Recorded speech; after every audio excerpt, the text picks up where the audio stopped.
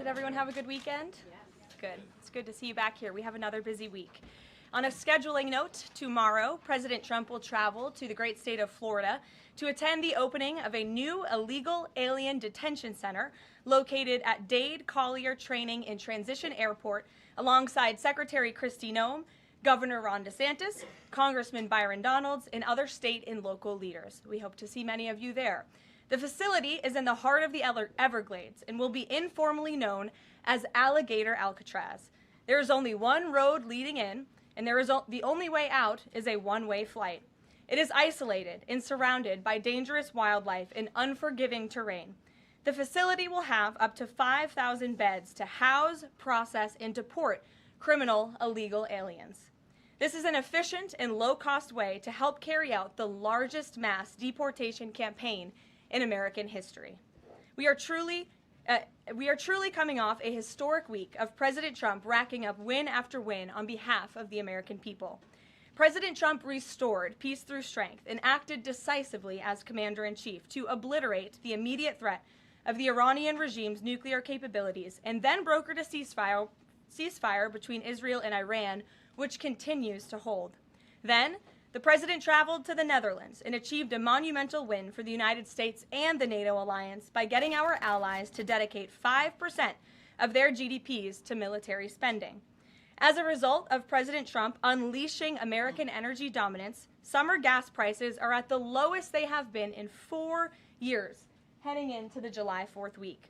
And with the incoming Trump economic boom, the stock market continues to roar back, with the S&P 500 and the NASDAQ both hitting record highs.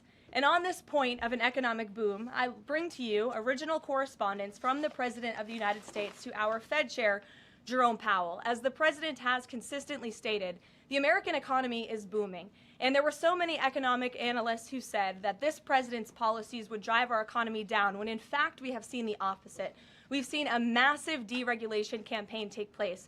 We've seen inflation completely diminished from where it was under the reckless spending and the bad policies of the previous incompetent administration. I would remind the Fed chair, and I would remind the entire world, that this is a president who was a businessman first, and he knows what he is doing. He has a proven economic formula that worked in his first term as president, and it is working again. The one problem that remains is high interest rates for the American people. The American people want to borrow money cheaply, and they should be able to do that. But unfortunately, we have interest rates that are still too high. So the president sent this note to the Fed chair today. And if you look at this chart, this is a chart of all of the interest rates of many countries throughout the world. At the top is Switzerland. They're only paying 1/4 for interest rates. Cambodia, Japan, Denmark, Thailand, Botswana, Barbados, Taiwan, Bulgaria, Cuba, Sweden, Morocco, Cabo Verde, South Korea, Algeria, Canada, Albania, Libya, Malaysia, China, New Zealand, Trinidad and Tobago, Czechia, Bolivia, Australia, Costa Rica, the Bahamas, Kuwait, Papua New Guinea, Bosnia, United Kingdom, and the UAE are all paying lower interest rates than the United States of America, which has one of the hottest and strongest economies in the world. The president sent this note to the Fed chair. It says, "Jerome, you are as usual too late. You have cost the USA a fortune and continue to do so. You should lower the rate by a lot. Hundreds of billions of dollars are being lost, and there is no inflation." And the president is right. There is historically low inflation thanks to his policies. And we will continue to drive down the cost of living in this country for Americans. We will continue to deregulate. And it's also incredibly important that we pass this one big, beautiful bill, which is the largest tax cuts in American history. And that's why the White House and the president himself have been in touch with lawmakers all weekend long to get this bill passed. And they are working very hard to do so. It remains a top priority for the president. And this bill has exposed the clear differences between Republicans and Democrats in 2025. The Democrats are doubling down on craziness and radical policies that are undermining the very fabric of our country. Just look at the Democrat nominee for New York City Mayor, Zohran Mamdani. That socialist, really a communist, who proudly calls to defund the police, peddles anti-Semitism, praises pro-Hamas groups, wants Israel abolished, and believes wealthy Americans should not exist. Those are his words, just as recent as this weekend. Meanwhile, under President Trump's leadership, Republicans are fighting tirelessly for everyday middle-class working Americans who re-elected this president. And we're carrying out a revolution of common sense. And all of that is packed into this one big, beautiful bill. It delivers the largest middle and working class tax cuts in U.S. history. It keeps America safe by funding the largest ever one-time investment in border security. It's enough to reverse the Biden border invasion. And every single Democrat is against that, against securing our border and deporting millions of criminal illegal aliens. The One Big Beautiful Bill also strengthens and protects Medicaid benefits, despite what Democrats are saying, for eligible American citizens who rely on it, like pregnant women, children, seniors, and people with disabilities, by eliminating waste, fraud, and abuse that threaten to destroy this program that was intended for the most vulnerable in our society. And every single Democrat in Congress is against rooting out that waste, fraud, and abuse and blocking the 1.4 million illegal aliens who are currently improperly receiving these benefits that should be going to American tax-paying citizens. The Democrats in Congress are more concerned with defending illegal aliens than they are hardworking Americans. And the Big Beautiful Bill also revitalizes our military and enhances our defense capabilities, protects our country from emerging new threats by funding a cutting-edge missile defense system called the Golden Dome. And as we all know, the One Big Beautiful Bill makes the Trump tax cuts permanent. The White House and the president are adamant that this bill is passed and that this bill makes its way to his desk. Republicans need to stay tough and unified during the home stretch, and we are counting on them to get the job done. So with that, we will take questions. John Fredericks is in our new media seat today. John, thanks for being here. We'll kick it to you.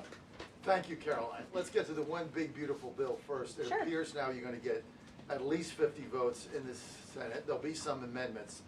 What is the president's confidence level in getting 218 votes in the House by the end of this week in order for him to sign it on Friday? Well, look, we are very well aware, the president is very well aware, that this bill needs to not only pass out of the Senate, but it needs to go back to the House, and we need the full weight of the Republican conference to get behind this bill, and we expect them to, and we are confident that they will.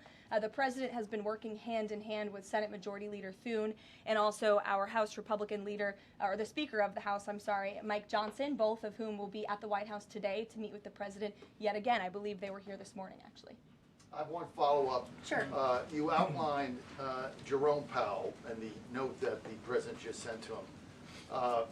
There are many who believe that Powell has been politicized in a lot of different ways. The president has not been shy about acting on things that he believes in. Why not just fire Jerome Powell and put in somebody that is going to lower rates? Why wait? Well, it's a good question, and one you can ask the president, because that's a decision for him to make. But you're right to point out the politicization of the Fed, and it's very unfortunate for our country. But Jerome Powell cut rates numerous times ahead of the election when Joe Biden was in this Oval Office, but now he refuses to, and the economy is in a much better place. So there really isn't a good explanation for that, and the president is rightfully calling attention to it. Thank you. Kelly. Good afternoon. On Iran, the president posted on his social that he is not even talking to them anymore. When we were at NATO, he said he expected the U.S. and Iran to have talks as early as this week, and that he might even want to see a written agreement. What is the update now if he's saying he's not even talking? So as I told you from the podium last week, I said the administration, and namely our special envoy Steve Witkoff, has been in communication both directly and indirectly with the Iranians. That communication continues. The president himself has not talked to Iran, which he pointed out in his truth statement. Peter. Thank you, Caroline. Does President Trump want Zohran Mamdani deported? I haven't heard him say that. I haven't heard him call for that. But certainly he does not want this individual to be elected. I was just speaking to him about it and his radical policies that will completely crush New York City, which is obviously a city that the president holds near and dear to his heart. There's this Congressman, Andy Ogles, he wants the Attorney General Bondi to explore denaturalization proceedings because he thinks Mamdani could have misrepresented or concealed material support for terrorism based on rap lyrics he wrote in 2017. Does President Trump think this is a worthwhile use of the Attorney General's time? Well, I'll let the president speak to that. I have not seen those claims, but surely if they are true, it's something that should be investigated. And could President Trump see himself, you said you just talked to him about this, could he see himself working with a mayor Mamdani, somebody who, on Meet the Press this weekend, was given 3 chances to condemn the phrase globalize the intifada, but he couldn't. Yeah, look, the president is always willing to work with everyone. He's working with Democrats across the country, Democrat governors, and he said he'll work with people on the far left. He works with Republicans. He works with people in the middle. He wants to do what's right for America, but surely someone who holds these values and is quite literally a communist and condemns every value that makes this country great. Common sense, law and order, low taxes, working hard, and earning your keep in this country. He's against all of that, and I think the president would find it difficult to work with someone like that. If he is elected, I'm sure you'll hear more from the president on that, but we'll have to see. Hopefully the voters of New York City choose wisely. Sure. Thanks, Caroline. The president on Friday said that he was hopeful of a Gaza deal within the next week. Can you give us an update on any progress towards that, and on any talks that the White House is having with Israel on that? Sure. Well, I know that Mr. Dermer is in Washington this week to meet with senior officials here at the White House. I also know that this administration is in constant communication with Israeli leadership, and the president himself speaks frequently, as you know, to Prime Minister Netanyahu. But this has been a priority for the president since he took office, to end this brutal war in Gaza. It is because of this president that humanitarian aid is being brought into the region. It's heartbreaking to see the images that have come out from both Israel and Gaza throughout this war, and the president wants to see it end. He wants to save lives, and however, the main priority for the president also remains to bring all of the hostages home out of Gaza. As you know, his tireless effort has brought home many of the hostages, including all of the American hostages who were held there. So he wants to see both things happen, and we're continuing to work very hard to do those things. Sure. Yeah, thanks, Caroline. What is the White House's response to Senator Tillis's criticism articulated from the Senate floor yesterday, in which he said passing the big, beautiful bill would betray President Trump's promise to protect Medicaid? Well, he is just wrong. And the president and the vast majority of Republicans who are supportive of this legislation are right. This bill protects Medicaid, as I laid out for you, for those who truly deserve this program, the needy, pregnant women, children, sick Americans who physically cannot work. And what it does is it ensures that able-bodied Americans who can work 20 hours a week are actually doing so, and that will therefore strengthen and protect those benefits for Americans who need it, as well as cutting out the waste, fraud, and abuse, as well as getting 1.4 million illegal aliens off of the program. So all of those measures are actually going to protect it for those who need it. That's the president's position, and that's what this bill does, and that's why Republicans need to vote for it and get it to the president's desk. That kind of criticism from a Republican senator, is that reason for concern for the passage of this? No, it's not. We're confident this bill is going to be back at the White House by the 4th of July. Stephen. Thank you, Caroline. 2 questions. On the New York mayoral race, does the president plan to make an endorsement? And secondly, on Jerome Powell, a lot of the focus obviously has been on interest rates and him keeping them high, but a new controversy erupted today. My colleague first reported that he's facing Chairman Jerome Powell is facing accusations of lying to Congress, which is a potential crime, about luxurious details of the Fed's $2.5 billion renovation project. Senator Loomis has called attention to this. Some experts want him to be investigated. Does the White House want these allegations investigated and, if found substantiated, punished? I'll have to take a look at those allegations, and I will raise them to the president's attention and let him speak on them himself.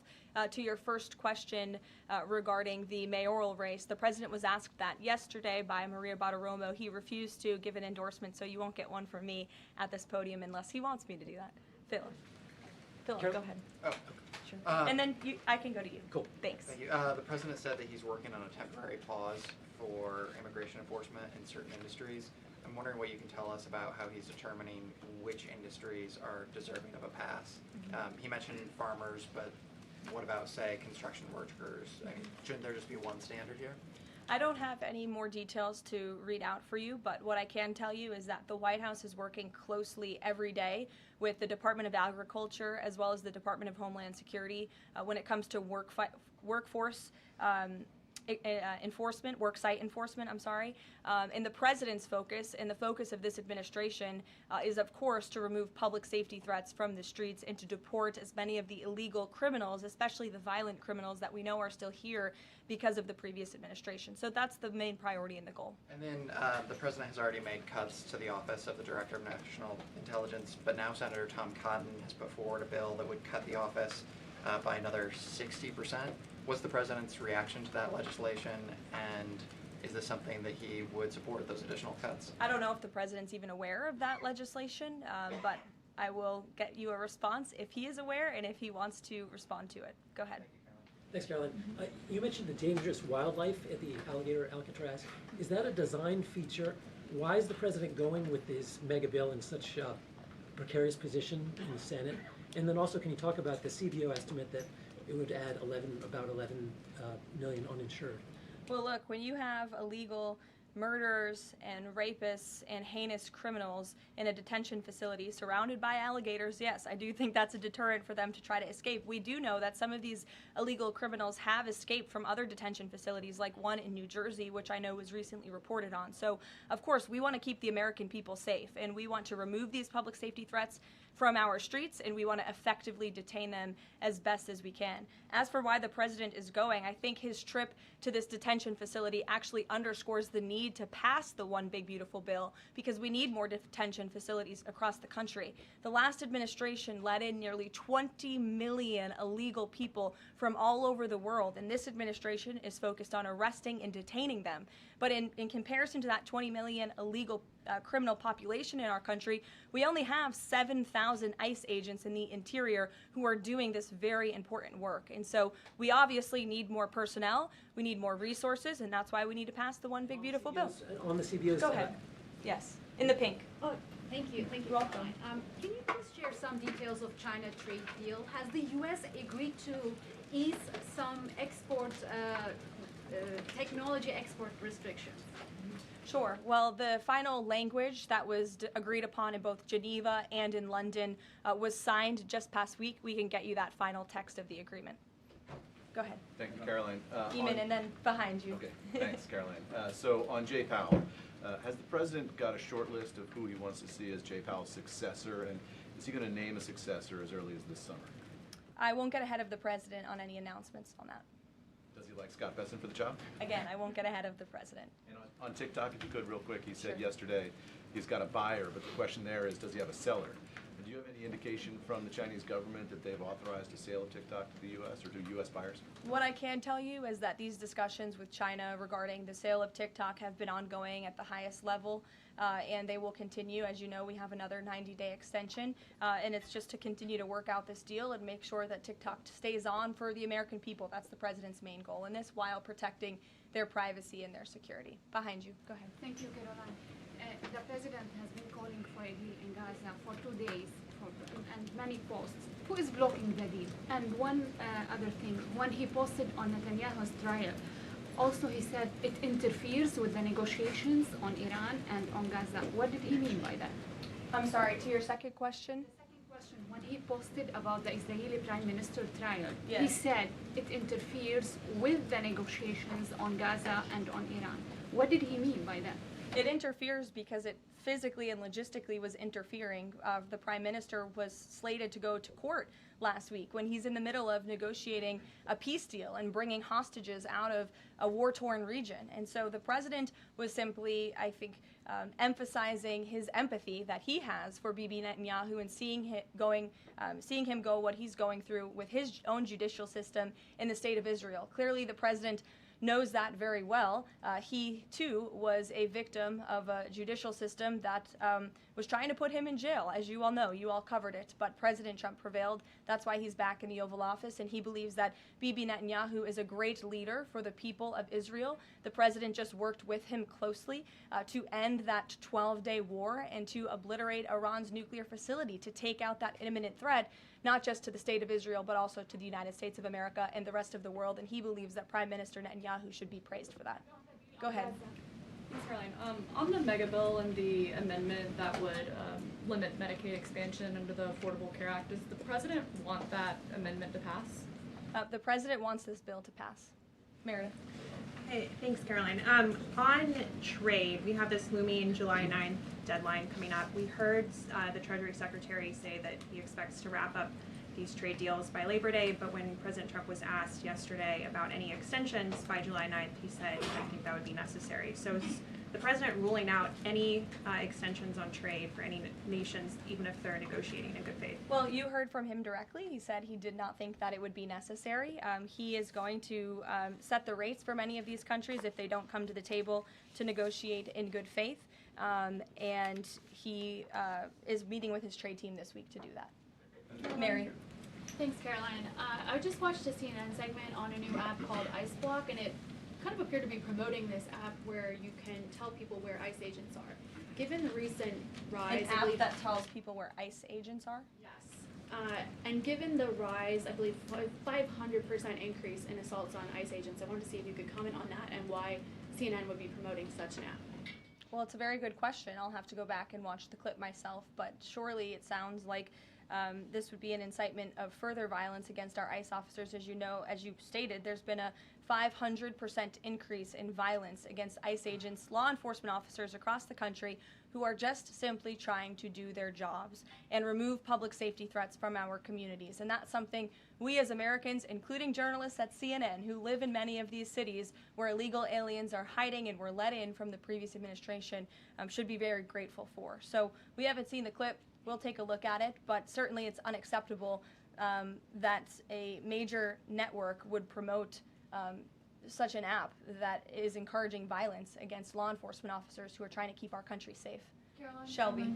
I just wanted to get a clarification on the Senator Rick Scott's amendment. It sounds like the president is agnostic about whether it's attached. Is that accurate? Look, I'm not going to get into the details of the discussions that are ongoing right now, but the president wants these senators to come to a conclusion, to get this bill back to the White House as soon as possible and make sure that it's a piece of legislation that can make its way back through the House as well. So obviously there's some ping-ponging between both sides of Capitol Hill right now, but that's why Senator Thune and Speaker Johnson are working with the president in lockstep every step of the way.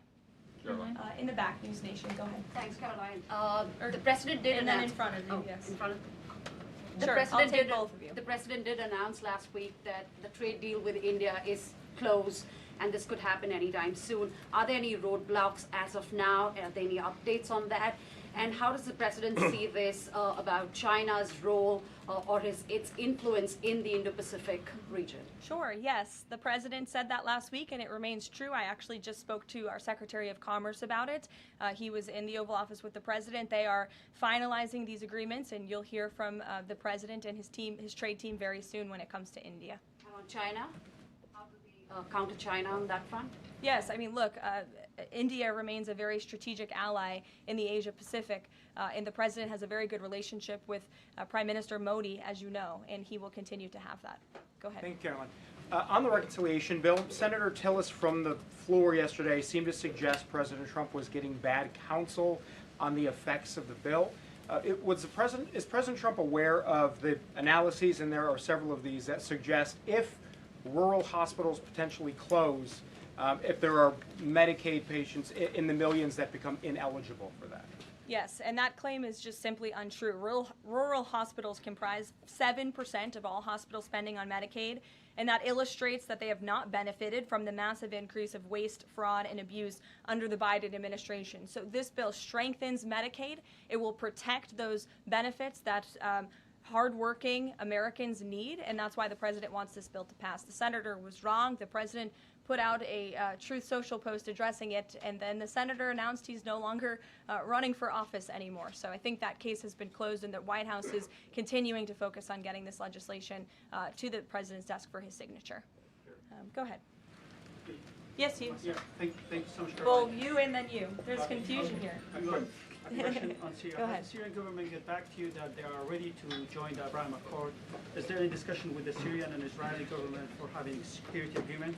This is the first question. And the second question, what's the end goal for talking with the Iranian? Is that only focused on the nuclear program, or they are willing to speak about other issues like the proxy groups and ballistic missiles, or even trade with Iran? So as for discussions between Syria and Israel, you'll have to reach out to those respective governments. I can't comment on that. But what I can tell you is that this afternoon, the president will be signing an executive order to terminate the United States sanctions program on Syria. And this is in an effort to promote and support the country's path to stability and peace. The order will remove sanctions on Syria while maintaining sanctions on the former President Assad, his associates, human rights abusers, drug traffickers, persons linked to chemical weapons activities, ISIS and their affiliates, and Iranian proxies. And this is, again, an action that the president promised and shocked the world with in Saudi Arabia, because he's committed to supporting a Syria that is stable, unified, and at peace with itself and its neighbors. The president met with Syria's new president when we were in the Middle East, as you know, and so this is another promise made and promise kept by this president to promote peace and stability in the region. Go ahead, Alice. Sure. Questions on two topics, if you don't mind. Sure. Alice Howe with NTD here. First, on Canada. Canada says it's now dropping its digital services tax on American tech companies days after President Trump says he's halting all trade talks with Canada. First, what's the president's reaction to this? Can you tell us more about his call with Prime Minister Carney over the weekend? How did he get Carney to drop it? And also, what's the impact on American tech companies given this latest progress, as the president says he has been fighting for American tech companies? It's very simple. Prime Minister Carney in Canada caved to President Trump in the United States of America. And President Trump knows how to negotiate, and he knows that he is governing the best country and the best economy in this world, on this planet. And every country on the planet needs to have good trade relationships with the United States. And it was a mistake for Canada to vow to implement that tax that would have hurt our tech companies here in the United States. The president made his position quite clear to the Prime Minister, and the Prime Minister called the president last night to let the president know that he would be dropping that tax, which is a big victory for our tech companies and our American workers here at home. And on Harvard, if you don't mind, the administration today formally accused Harvard of violating civil rights laws by not doing enough to fight anti-Semitism. We know that the president has talked to us before about Harvard potentially having a deal with the administration in the coming days. Do you have an updated timeline for that? How's the negotiations going? And is more pressure needed for Harvard to take fighting anti-Semitism seriously? Well, there was quite a direct letter that was sent to Harvard this morning, as you know. The negotiations are taking place behind closed doors, so I won't comment on that. But what I will share with all of you, for those who haven't seen it, is the context of this letter, because I think it's very important. And this comes from the Department of Health and Human Services, which concluded after a thorough investigation that Harvard University is in a violent violation of Title VI of the Civil Rights Act, which prohibits discrimination on the basis of race, color, and national origin. And if you read some of the content of the investigation and what they found, the majority of Jewish students reportedly experienced negative bias or discrimination on their campus, while a quarter of Jewish students at Harvard felt physically unsafe. Jewish and Israeli students were assaulted and spit on. They hid their kippahs for fear of being harassed and concealed their Jewish identity from classmates for fear of ostracization. Images were widely circulated amongst the Harvard community that trafficked in obvious anti-Semitic tropes, including one that showed a dollar sign inside of a Star of David, and the campus was vandalized with anti-Semitic stickers, including one that showed the Israeli flag with a swastika. The Harvard campus was racked by demonstrations, as you all know, violent protests that violated the university's rules of conduct. The demonstrations called for genocide and murder, denied Jewish and Israeli students access to campus spaces. These are all facts that Harvard cannot dispute, and that's why the administration has found them in violation of Title VI and has threatened to withhold their federal funding, because if you break federal law, you should not be receiving federal tax dollars. And so I rest my case on Harvard. Andrea. Yeah, so President Macron of France earlier today said that tariffs levied by powerful countries are often a form of blackmail, and criticized the sort of process that's underway. He didn't mention the United States specifically, but said that these tariffs are really hurting developing countries. So there's this big UN conference going on. What do you say to that? What is the president, was he aware of that comment, and did he have any response? I think the president and the White House would certainly reject that characterization by Prime Minister Macron. Tariffs are an effective use of presidential power to bring back the middle class, to bring back our manufacturing industry, which was the backbone of our American economy and has been hollowed out by globalist politicians who have caved to foreign countries instead of doing what's right for American workers. That's why the president is effectively utilizing his authority to wage tariffs and to utilize tariffs, and continues to be in discussions and negotiations on trade to do what's right for America. And Europe and the rest of the world might not be used to that, but President Trump is back in town, and he's going to do what's right for our people and our country. Can I just follow up on Netanyahu? So there's a report in Israeli media that the Prime Minister will actually be here, that Netanyahu will be here today meeting with the President. Can you confirm that? I don't believe Prime Minister Netanyahu is here today. I think you guys would know about that by now. Unless there's something going on I don't know about, but I don't believe he is. I do know he has expressed interest in coming to Washington and meeting with the president, and we are working on a date for that. I do not believe it is today, but that would be fun. You never know in this White House, let's be honest. Go ahead. Thanks, Caroline. Does the president support this new measure in the big, beautiful bill that would impose steep new taxes on new wind and solar projects? I believe you're referring to the credits for wind and solar projects. No, and what? I'm talking about the new tax. There's a new tax that it's estimated would add 10 to 20% to the cost of any new wind and solar projects that start after this year. Again, I don't want to comment on the specifics of provisions, but I'm sure the president will speak on that directly. Again, this is an ongoing process. The president continues to be very much engaged with the leadership in both the Senate and the House to get this bill back to his desk. Did the president ask for that provision? Because the National Building Trades Union is saying that it's the equivalent of terminating more than 1,000 Keystone XL pipeline projects. Is that something that would concern him? Well, the president spoke on this yesterday in his interview, and he said he understands that legislators want to protect jobs in their communities and in their districts. And so he understands why some of them are against this provision, but he also understands why people want the provision. So again, this is an ongoing deliberation and discussion, and the president is engaged in this very much. Go ahead. Thanks, Caroline. We've been hearing from White House officials for weeks that you're close on trade deals with a number of countries. Can we get any update on which countries will have deals by the 9th and when there may be any announcements? I'll let the president and the trade team speak on it. Can you respond to the CBO estimate that the Senate bill would increase the deficit by nearly $3.3 trillion? This is one of the most fiscally conservative pieces of legislation that has ever made its way through Capitol Hill. There's $2 trillion in mandatory savings in this bill, and not only that, the projected growth that this bill will bring to our economy. It will be an economic boom. The Council of Economic Advisors has an analysis that shows that the bill will generate $4.1 trillion in economic growth, and it will cut taxes, putting more money back into the American people's pockets. That's why this president wants this bill to pass, and I know he's busy working the phones and doing what he needs to do today to make it happen. So we'll see you all later. Thank you. We'll see you in Florida tomorrow. Thank you.